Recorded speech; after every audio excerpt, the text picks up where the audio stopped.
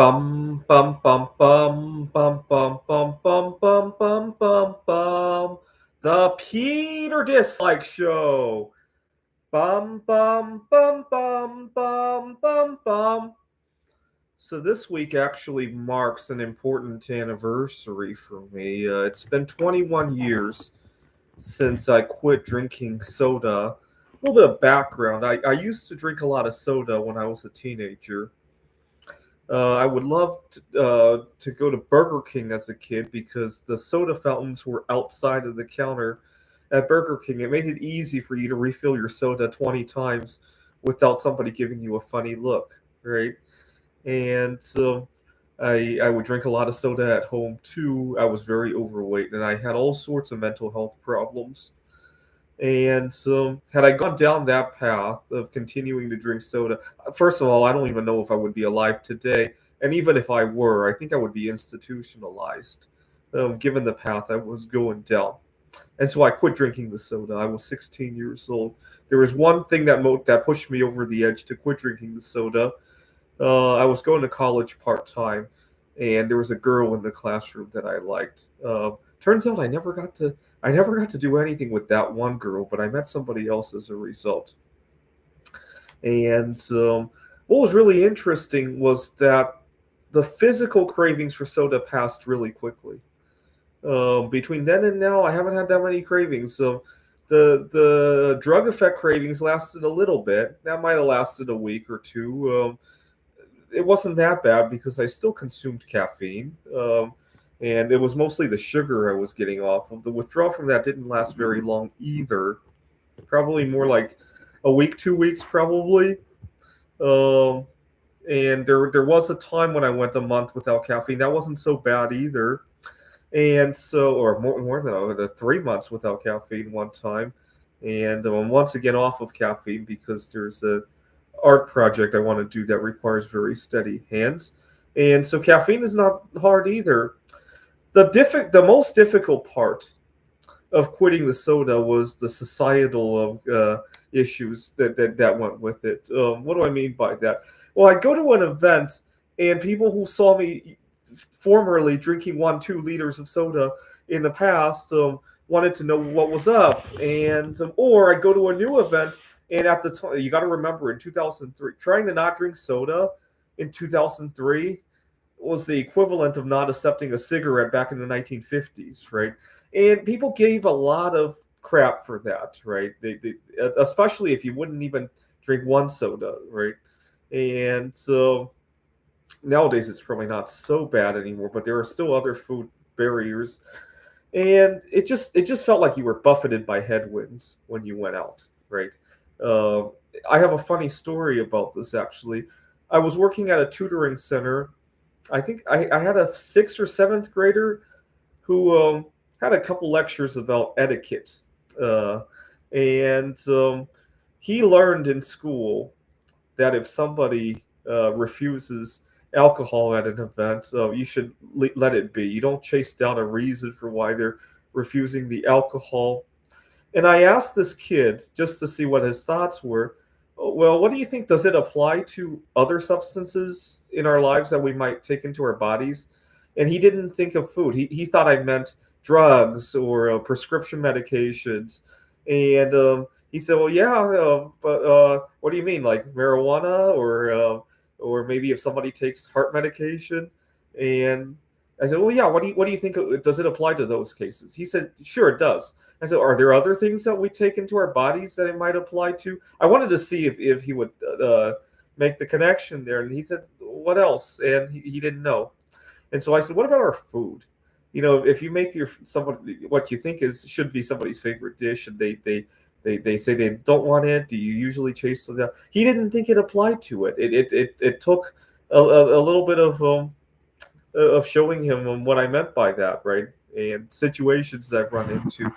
And so even then, he still thought there was a difference between that and pushing alcohol on somebody. Why? Why? Why?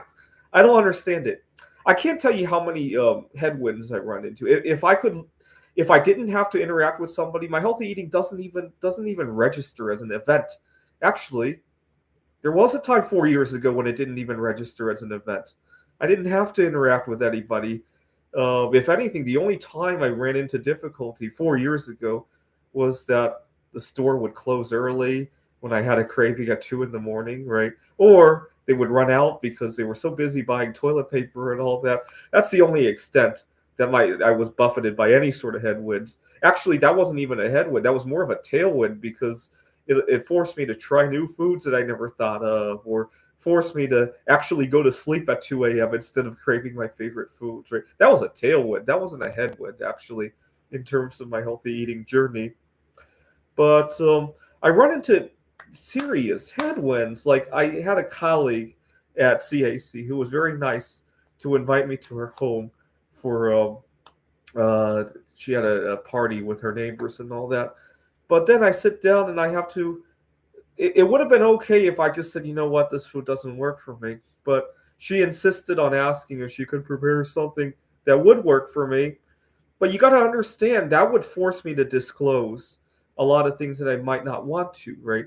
It's kind of like you go to somebody's home and they're let's imagine you go to a home of some exotic chemist who could cook up all sorts of natural antidepressants of some sort, right?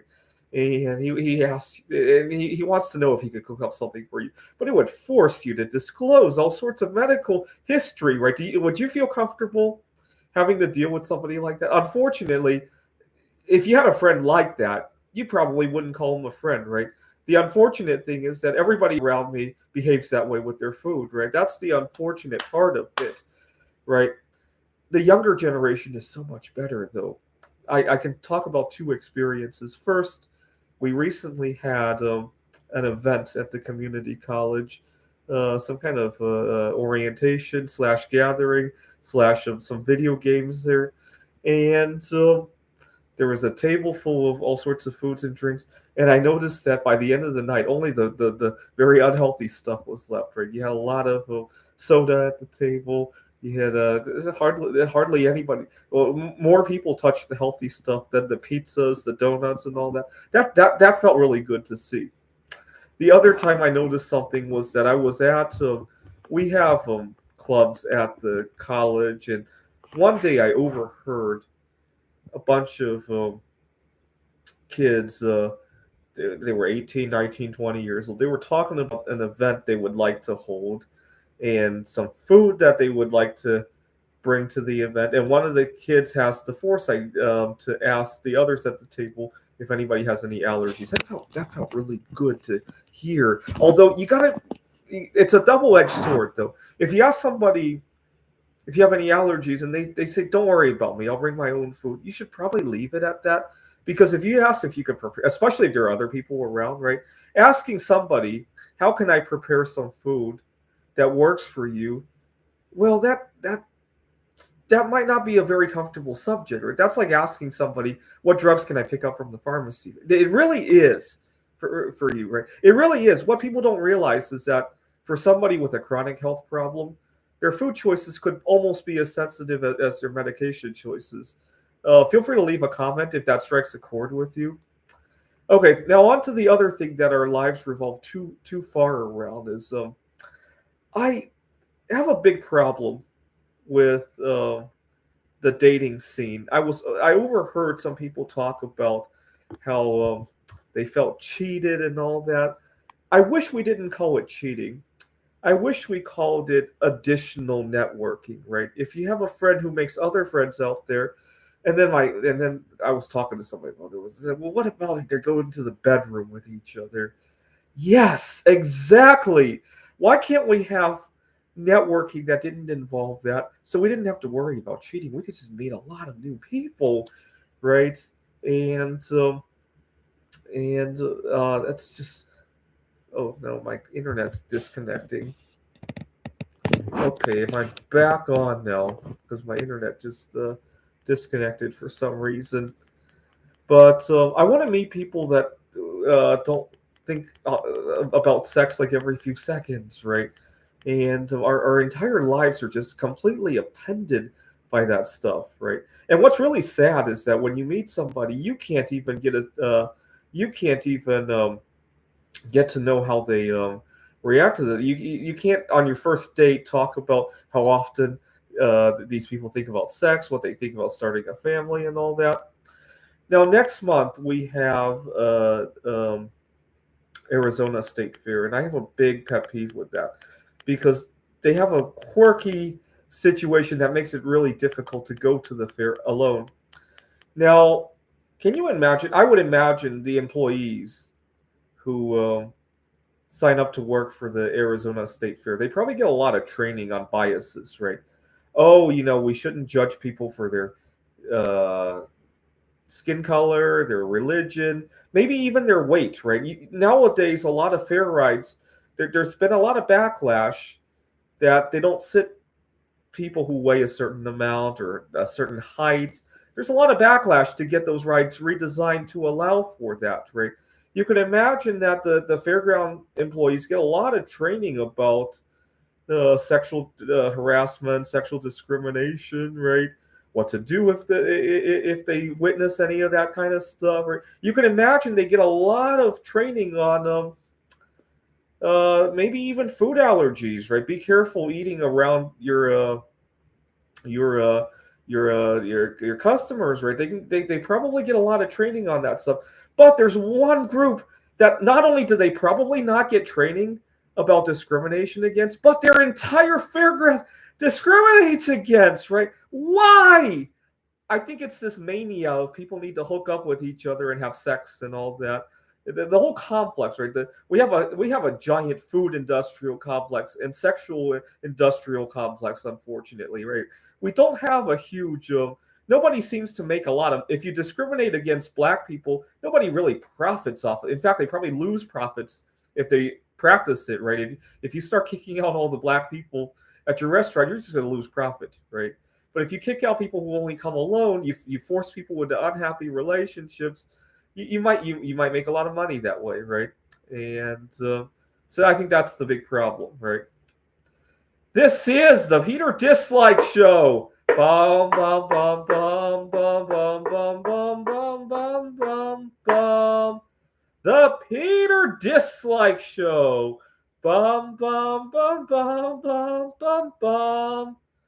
Bum bum bum bum bum bum bum bum bum bum bum bum. The Peter Dislike Show. Bum bum bum bum bum bum bum.